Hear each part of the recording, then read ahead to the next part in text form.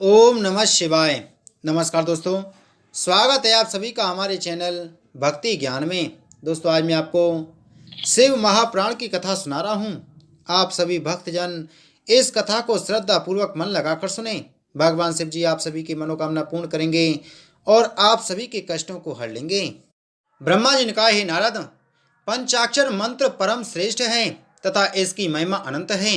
इस मंत्र का जप करने से सभी सिद्धियां प्राप्त होती हैं तथा सहस्त्रों पाप नष्ट हो जाते हैं। वेदों ने भी इस मंत्र के द्वारा सिद्धि प्राप्त की है। सच्चिदानंद स्वरूप भगवान सदाशिव इस मंत्र में सदैव स्थित रहते हैं। जो मनुष्य संसारी सुखों में लिप्त होकर अपने जीवन को नष्ट कर रहे हैं, उनके कल्याण के हेतु भगवान सदाशिव ने इस मंत्र को प्रकट किया है। हे नारद, यह पंचाक्षरी मंत्र पापों के समुद्र को बड़बाग्नि के समान तथा दोषों को नष्ट करने में अग्नि के समान है। सभी मनुष्य इसके अधिकारी हैं। हे नारद, ब्राह्मण से बढ़कर सद्गुरु और कोई नहीं है, क्योंकि अन्य सभी वर्ण ब्राह्मण के शिष्य कहलाते हैं। गृहस्थ मनुष्य को उचित है कि अपने से नीच वर्ण वाले को अपना गुरु कभी न बनावे, अन्यथा उसे बड़ा पाप लगता है। मंत्र की महिमा के संबंध में हम तुम्हें एक इतिहास सुनाते हैं जो अत्यंत पवित्र तथा पापों को नष्ट करने वाला है। हे नारद, यदुवंश में दासाह नामक एक अत्यंत प्रतापी राजा हुआ।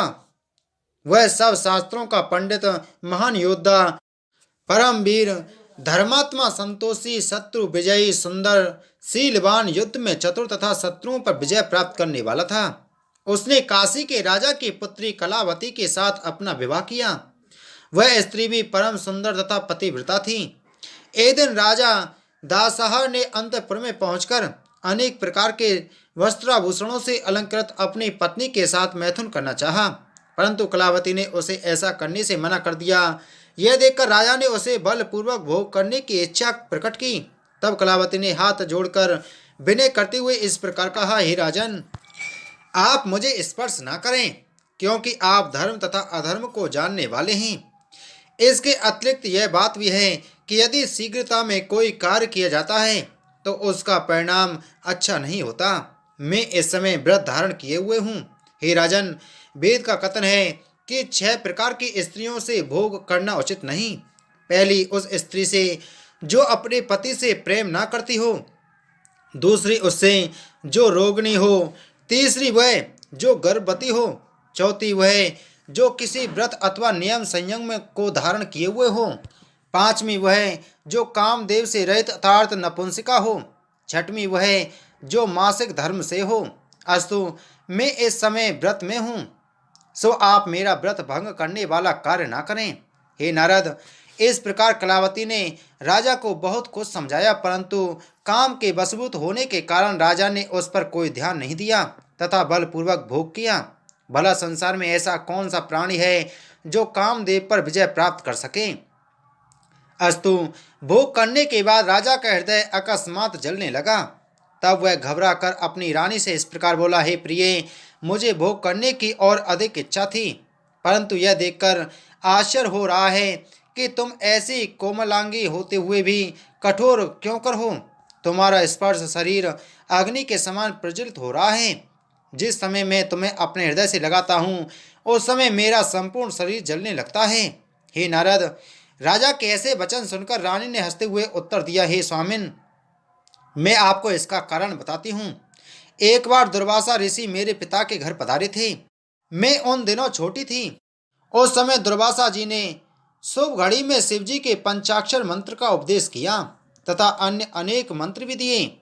उनके कारण मेरा शरीर निष्पाप हो गया है। आपने राज में मद में व्यभिचारिणी स्त्रियों तथा मदपान करने वाली स्त्रियों के साथ भोग किया है। आप ना तो प्रतिदिन स्नान करते हैं और न कभी शिव भक्तों का स्वरूप धारण कर पंचाक्षरी मंत्र का जप करते हुए शिव जी का पूजन ही करते हैं। यही कारण है कि मुझे स्पर्श करके आपका शरीर जलने लगा है। हे नारद, रानी के मुख से यह वचन सुनकर राजा ने अत्यंत आश्चर्य में भरकर कहा, हे प्रिय, तुम मुझे भी वह मंत्र बता दो जिसका जप करने से संपूर्ण पाप नष्ट हो जाते हैं। यथेचित भोग किए बिना मुझे प्रसन्नता नहीं मिल सकेगी। अस्तु मुझे यह सुख प्रदान करने के अतिरिक्त उचित है कि तुम मुझे भी निष्पाप बना देने का प्रयत्न करो। यह सुनकर रानी ने उत्तर दिया, हे राजन, मैं आपकी पत्नी तथा स्त्री हूँ, अतः आपको चाहिए कि आप अपने पुरोहित गर्ग मुनि से मंत्र दीक्षा लें। यह सुनकर राजा अपनी रानी को साथ ले गर्ग मुनि की सेवा में जा पहुंचा और उन्हें दंडवत करने के उपरांत इस प्रकार प्रार्थना करने लगा, हे प्रभु, आप मुझे मंत्र का उपदेश कर कृतार्थ कर दीजिए। राजा की प्रार्थना सुनकर गर्ग मुनि उन दोनों को साथ लेकर यमुना जी के तट पर जा पहुंचे। वहां सब उचित क्रियाओं को संपन्न कराने के उपरांत उन्होंने राजा को पंचाक्षरी मंत्र का उपदेश किया। हे नारद, उस मंत्र का उपदेश प्राप्त करते ही राजा के मुख से संपूर्ण पाप अपने आप निकलने लगे। तब राजा ने गर्ग जी से प्रार्थना करते हुए यह पूछा, हे प्रभु, आप मुझे इस चरित्र का कारण बताइए कि मेरे मुख से अग्नि क्यों निकलती है। गर्ग जी ने उत्तर दिया, हे राजन, तुम्हें बड़े बड़े पाप करते हुए सैकड़ों वर्ष व्यतीत हो गए। जब तुम्हारे पुण्य और पाप बराबर हुए तब तुमने इस जन्म में मनुष्य शरीर को प्राप्त किया है। अब शिव जी का मंत्र ग्रहण करने के कारण तुम्हारे पापी हृदय से सभी छोटे बड़े पाप जलते हुए पत्थरों के समान मुख से बाहर निकल पड़े हैं। अस्तु अब तुम निष्पाप हो गए हो। हे नारद, राजा को यह बताने के उपरांत गर्ग जी ने पंचाक्षरी मंत्र की महिमा वर्णन करते हुए इस प्रकार कहा, हे राजन, यह मंत्र अन्य सभी मंत्रों का सम्राट है तथा शिव जी का परम प्रिय है। यह संपूर्ण मनोरथों को सिद्ध करने वाला तथा दोनों लोकों में पापों को नष्ट करने वाला है।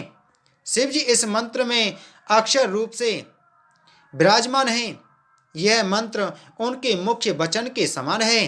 अस्तु इसमें कोई संदेह नहीं है कि इस पंचाक्षरी मंत्र का जप करने से शिव जी की प्राप्ति अवश्य होती है। इतनी कथा सुनाकर ब्रह्मा जी ने कहा, हे नारद, पंचाक्षरी मंत्र की महिमा का वर्णन कर गर्ग मुनि प्रेम में मग्न हो गए। राजा तथा रानी भी इस महिमा को सुनकर आनंद रूपी सागर में डूबने लगे।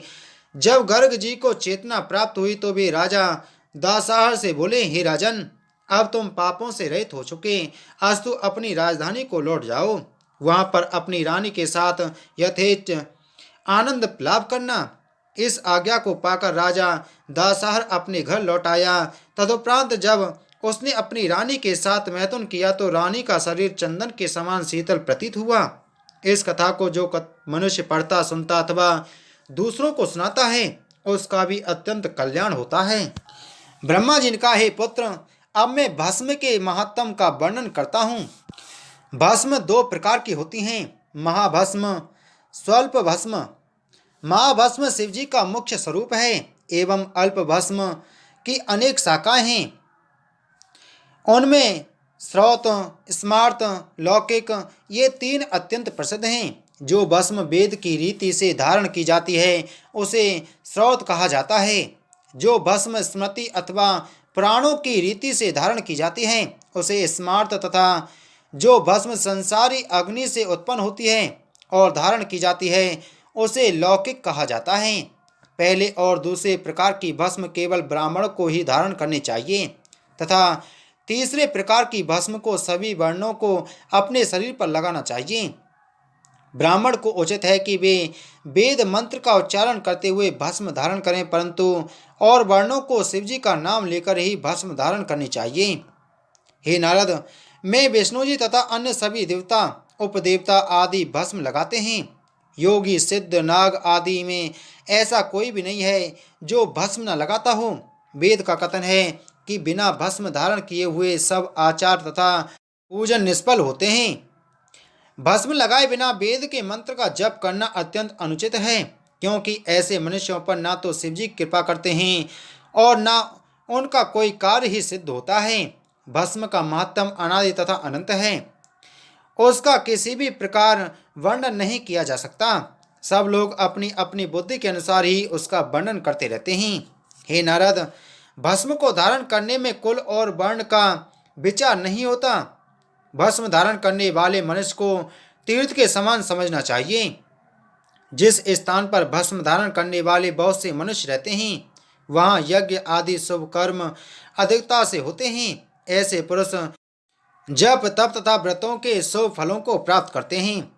भस्म धारण करने वालों को संपूर्ण विद्याओं का निधान समझना चाहिए, मानो उन्होंने सभी पुण्य कर्म कर लिए हों। जो मनुष्य भस्म धारण करने वाले की निंदा करता है अथवा उसे डराता धमकाता है, वह अपने जन्म को निष्फल कर लेता है। हे नारद, पुरुष, स्त्री, वृद्ध, तरुण, बालक आदि सभी लोग भस्म को धारण कर सकते हैं। भस्म धारण करने वाले को अधिक पवित्रता की आवश्यकता नहीं है। जो मनुष्य त्रिपुंड एवं भस्म के सम्मान की रक्षा करते हैं, उन्हें शिवजी का भक्त समझना चाहिए। प्रत्येक मनुष्य को उचित है कि जब तक वो भस्म को धारण न कर ले, तब तक ना तो पानी पिए न भोजन करे, क्योंकि भस्म का त्याग करने वाला मनुष्य नरक में पड़ता है। जिस ललाट पर भस्म न लगी हो उसे धिक्कार है। जिस गांव में कोई शिव मंदिर न हो उसे भी धिक्कार है। उस जन्म को भी धिक्कार है जिसे पाकर शिवजी का पूजन न किया जाए, तथा उस विद्या को भी धिक्कार है जिसके द्वारा किसी का लाभ न हो। हे नारद, सभी देवता भस्म तथा त्रिपुंड के उपासक हैं। जो मनुष्य वेद की शिक्षा देने वाला हो अथवा यज्ञ कराने वाला हो, उसे उचित है कि प्रतिदिन भस्म तथा त्रिपुंड धारण करें। जो मनुष्य चांडाल हो परंतु त्रिपुंड धारण करता हो, तो वो भी शुद्ध हो जाता है। जो मनुष्य प्रतिदिन भस्म लगाता है वह अत्यंत पवित्र है।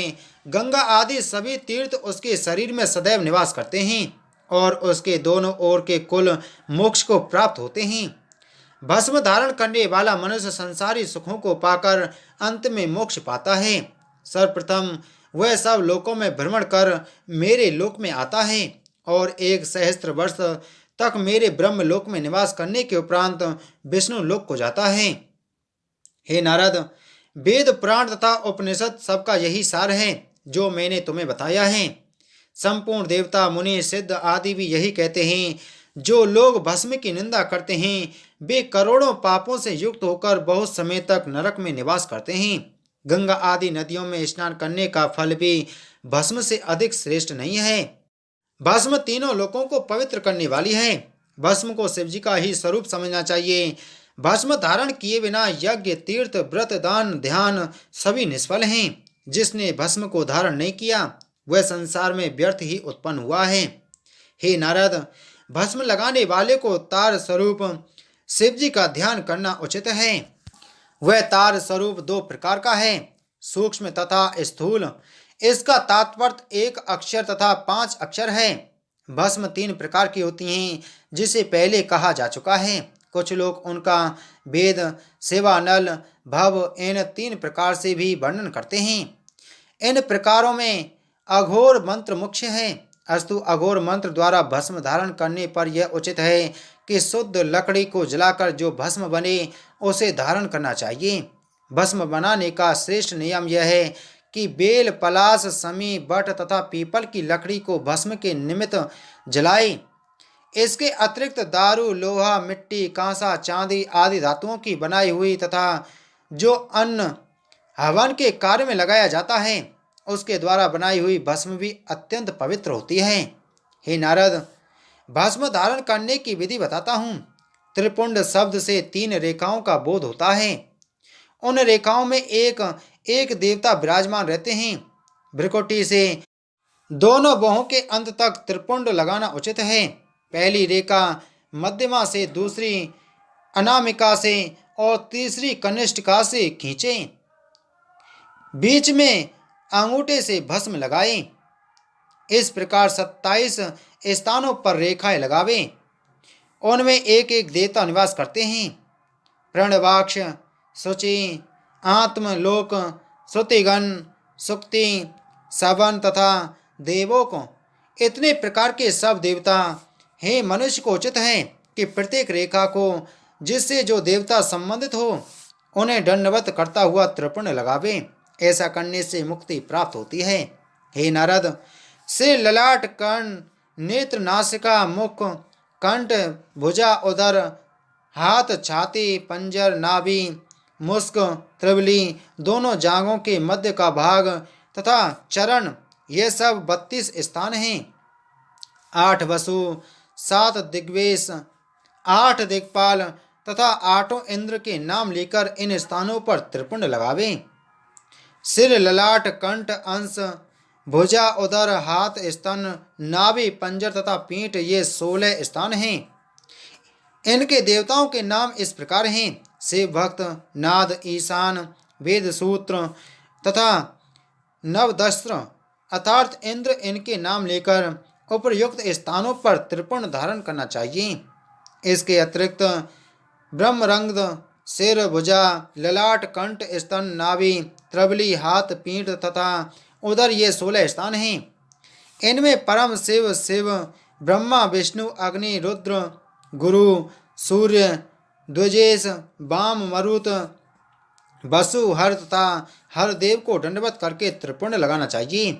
सिर, ललाट, दोनों कान, दोनों कंधे, हृदय तथा नाभि ये 8 स्थान हैं। इनमें ब्रह्मा तथा सप्तऋषियों को दंडवत करके त्रिपुंड लगाना चाहिए। इसके अतिरिक्त सिर, भुजा, नाभि तथा हृदय ये 5 स्थान हैं। इनमें पांचों देवताओं को दंडवत करके त्रिपुंड लगाना चाहिए। बोलो शिव महाप्राण की जय। बोलो शिव शंकर भगवान की जय।